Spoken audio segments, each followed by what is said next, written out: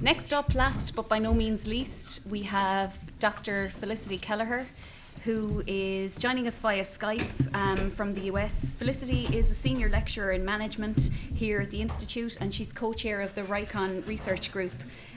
She's currently in the US at the University of Missouri on her Fulbright scholarship. She's there since March. Hi, Felicity. Hi. I'll just get up your slide there.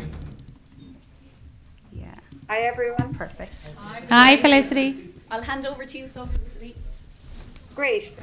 Hello, everyone. I feel a bit like Anne, actually, because you mightn't know this term, but I feel like a bit like a hedge on MTV in the 80s, but we'll work on it. Greetings from Missouri. I feel like I should be giving you the points for the Eurovision now, but it's first thing in the morning. Well, relatively first thing. It's about 10 to 10 now. But it was fantastic to join in there. Thanks very much, Cian, to listen to everyone, and really actually fantastic to listen to everyone's journey of all my colleagues who have had the opportunity to be here, and to smile at some of the stuff. I too had to come up with an inventive postcode to get petrol. I'm from Kerry. We didn't have the channels that had 90210, so I just went with whatever random numbers, so somebody's getting a bill that they don't know about. I have a single slide, not slagging you, John, there, but I just thought that clicker won't work from this distance, but it'll just help me work through it. I don't know if you have the slide in front of you or not. I can see myself in your screen there, so if you have the slide there, do you? No? No. Do you want to put it up? Yeah, great. It's better than me anyhow, so fantastic. So it's just I'll work around this because, again, a little different to try and show you what I've been up to. I'm about 6 weeks into a 4-month project here in Missouri, and just to give you a feel for the size of the states, actually, is the big thing that really struck me, and some of the things I've been doing, and try and talk you through them. If we start in that bottom right-hand corner, you can see a little Ireland, and even at that size, it's not to scale. It should be a little smaller, just to give you an appreciation of just the sheer size of the states. So how did I think about the Fulbright? To be honest, I'm very like Anne in that I have a very supportive head of school, or dean of school, if you use the American lingo. And Tom encouraged me hugely when he came back. What really struck me when Tom got back, he got back just in time for a conference we were hosting in Ireland. He got back in time for the IAM dinner, so he was in time for his dinner and suited up and literally off a plane. And what really struck me was just the sheer, he was completely exuding enthusiasm and full of life about his experience. And he encouraged me to go to the Fulbright presentation, and I was completely different. I didn't know, I know people in Boston and New York and along the crust, as I call it in academia terms, of the States. So I know people along the sides. But really, when I look at my research, I really should be in the middle, which is rural America. You know, the Midwest is really the rural America. And I study rural entities and came from rural. So the practical thing for me was to look at where I could study in terms of rural context. And the why was because, curiosity, exactly as John said, there was a curiosity. And as Colleen said, it was the right time for me. I have been in academia for about 15 years now, and I had come to it from industry, so it's a second career for me. And I was really at the point where I was saying, I'm curious how much of this is context-led, how much of it is because we're Irish and that's the way we do things around here, and how much of it is rural-led because we're in a rural location and geographically isolated from others, and how does that impact how we engage with each other as businesses. It's funny it was great to listen to Tom, because it gave me an appreciation that we're closer than we think in our research, but we're quite far away in our methodology, because I'm quite an interpretive researcher. I like people watching, and now I get paid for it, to be honest. So that's kind of what I do in terms of the research. So I identified a couple of places that also study rural engagement, and I was very fortunate when I contacted another Tom Johnson in University of Missouri, because the research group that he heads up, the Rural Policy Research Institute, or RUPRI, in Missouri, is heavily involved in research on rural engagement with businesses and with the societal element of rural engagement. They have the same problems as our own, in that people are moving from rural locations to urban locations, which is putting pressure on both. So it's putting pressure on urban locations. You need look no further than the rental crisis in Dublin for what that means. But in rural locations, more and more of the facilities and the structures that have to be there for a community to engage and survive in their own location, that element is something that they're facing as well. You'll see I took an aeroplane from Dublin over to the top of Washington, actually to Vancouver. I made a little mistake as well, and I appreciate that our John was saying the paperwork. I realized I had made a little error in my flights, because I flew into the States to New York airport, flew up to Vancouver, which is in a different country, and flew back into the States in a 24-hour period. So I had to do a bit of a shimmy, where I flew in on a visitor visa, flew out to Vancouver, and then flew in on my work visa. So you had to say, please don't stamp that, do this one here. So I'm sure they were looking at me a little sideways. I borrowed my nephew's car too, Anne, so it's good that they're more affluent than us. I had to have a car because it's rural research, and in rural America, the bus and transport system is about as good as rural Ireland. So I would have still been waiting for a bus if I stood outside the house I'm staying in to get to and from work, or to get to and from the location. So I had to have a car. You'll see there that Washington State and Missouri are a bit far apart, about 2,200 miles, which mentally I said, Asher, that'll be grand. Physically, it took a while. You can see the distance I ran in the car there from the left to the right of the slide. It was very valuable, though, because I got a feel for rural America, and considering what I'm studying is to examine the role of trust in rural tourism network engagement. I put in italics there a cross-country study, because I originally meant cross-country being Ireland and America, but what has happened because of the driving is that I'm also cross-country in America, and each of those states is very different. Nebraska has nothing. It's flat for 600 miles. And it's an amazing situation, because I was going, where's the water? And I realized afterwards that they pump it up like you'd pump oil from wells, because there's no surface water in Nebraska. And I completely agree with Anne, having been raised by the ocean where I grew up. On bad nights, the next morning you were sent out to take the seaweed out of her rose bushes, my mother's rose bushes, and to peel the mussels off the windows so that they didn't damage the glass. So I'd never really been that distance without seeing water, and I wanted to confirm that Missouri was more varied than what I'd just driven through. So the minute I got to the hotel that night, I looked it up and said, okay, I'm all right. There's a bit of water there. There's a river. So now that I'm based in Missouri, what am I doing? Much like what the others have said, it's a case of I decided very categorically that I was going to say yes to anything that was practically in my area, and just to take every opportunity, and I'll sleep plenty when I'm pushing daisies was my attitude. So I initially got the opportunity when I got to the University of Missouri. Tom Johnson looked after me very well. I went to the international office and did all that, and then got in touch with the Institutional Review Board, who looks after ethics, and was thrilled to hear that I had to sit exams. So that was a great opportunity for myself.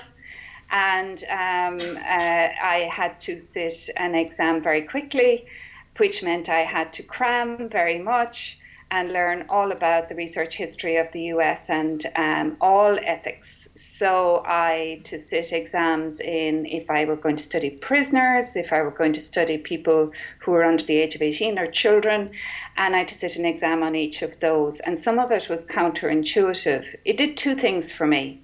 It gave me a respect for you guys again, because I'd forgotten what it was like to cram.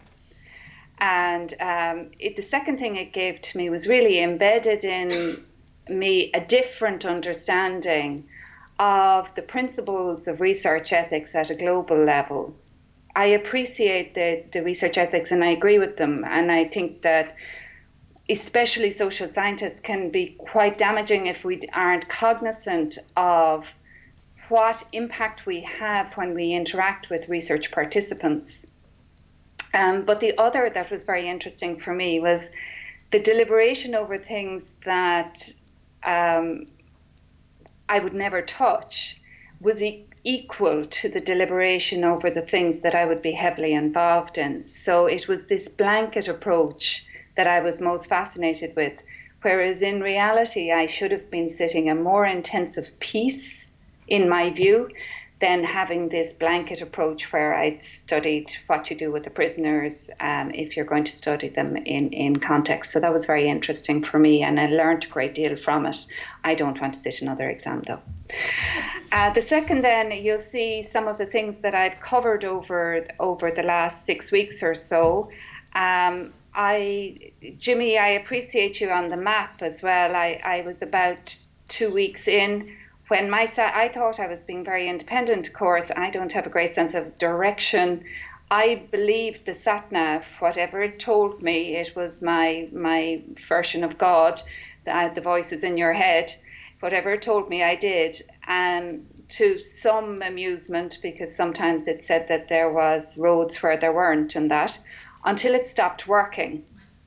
And I realized I not only didn't know how to get to the place I was going, I didn't know how to get home. So I've started to drop crumbs since then. But some of the things I've done in the interim, I was invited to take part in the American Education Research Association conference in Chicago, which I thought was just up the road. You'll see there the arrow going up to the AERA was, as I thought, up the road, but it was actually an 8-hour journey.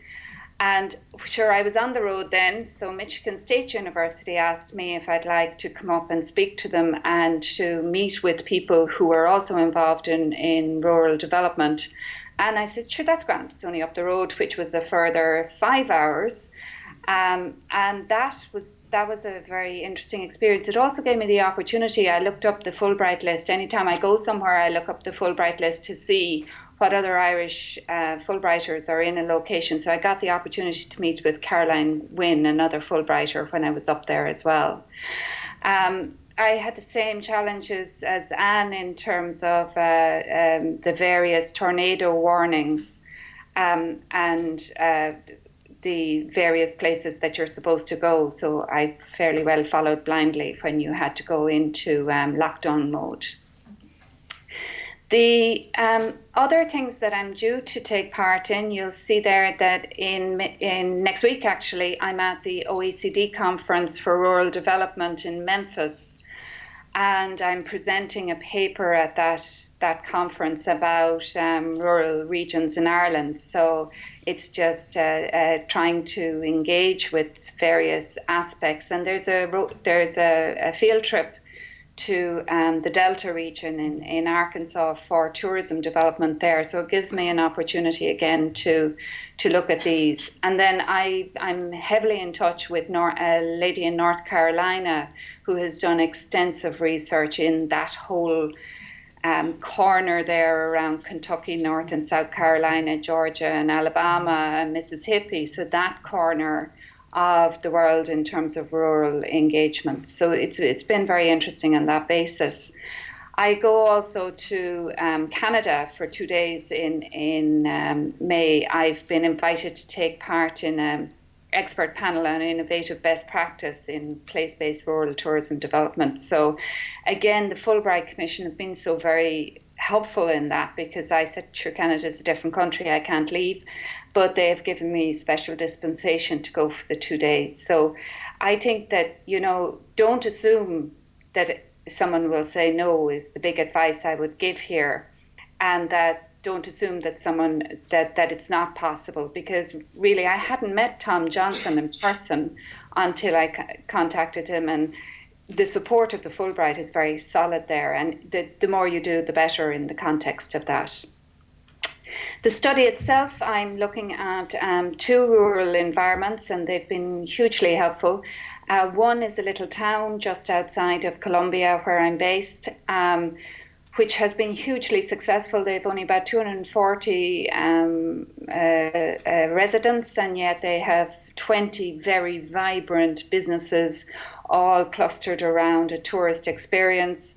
There isn't anything blatantly obvious there that would draw tourists, but they've managed to build it into a tourist perspective. So it's a very solid piece of work. And then the other is a much earlier cycle of a rural tourism network engagement, and looking at how they are building their trust with each other in the Bluff region, which is the river region of Missouri.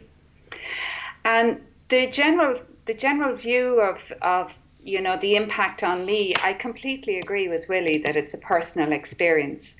And, I'm very reticent of what Jimmy was saying there about, you just have to get up and go. I don't know a soul here. The nearest person I know personally is up in Washington State. My sister is based up at the top of Washington State. And as you can see, I'm not going to be calling up there for a weekend anytime soon, considering I may as well come to Ireland for the distance between us.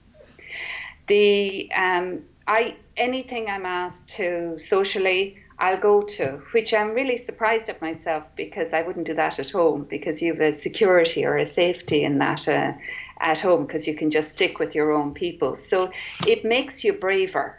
And I think that that's something that's, for me in particular, has been very good. And I'd encourage everyone there to think about that element of it. I'm not fantastic at taking that deep breath in a big room of people I don't know, which is every conference you can think of. And it's what we're supposed to be doing in terms of engaging for research. And this has made me better at going, all right, just a deep breath and get into it. And you do answer a lot of the same questions, oh, what are you doing here? They really do know this Fulbright aspect of things, and it really does open doors for you in terms of all those opportunities shook out of the woodwork, because I just said, yeah, I'm wide open to, as long as it's in the rural network engagement domain, I'm wide open to listening. And I'm also the give and take. I hear Anne when she was saying what's in it for me, but I've made a very conscious decision that the Fulbright ethos is to share. So when I'm asked for things, and I know I'm sometimes being asked for things because the other individual has their own motives, but my attitude is, well, the Fulbright were good enough to give me this opportunity, so I don't mind giving without there being a ticking process of saying, what am I getting in return? And it has proven to be very valuable to do that, because it's amazing. Some of the people that came back, Michigan State University, for example, somebody asked me for some details on something. I gave them to them and contacted them and said, do you want me to walk through the stuff? And we did that over Skype, and next thing you were going to MSU. So don't ever assume that there isn't a long game in it either. I think the people here are really, really genuine. It's very much a bit like Waterford. I mean, there's 130,000 odd people in Waterford. There's 110,000 in Columbia. It's hot. And that's one of the things that, yeah, I can't get used to the heat. So I'm surviving. I think I'm melting. I'm going to be about 5'2" when I get back. But that aspect I should have thought more carefully about. But you're in it and you find a way. And I'm very fortunate in the digs that I happened upon. I knew, John, I had known that nothing, there's nothing in an apartment in the States. So I'm actually I'm a lodger. I have a landlady. But it has worked out brilliantly. And in fact, if anything, it would have been lonely if she wasn't so solid a person and has included me completely. And I've been at everything from a Kentucky Derby party where you betted on watching it on the telly, which was very good. So they are very like the Irish. To when you're asked along to conferences or to take part in anything, I'd say to you, go for it. Do this. There's nothing on the downside of this, and it opens your eyes and opens your heart. And it's been a great experience so far. Thank you.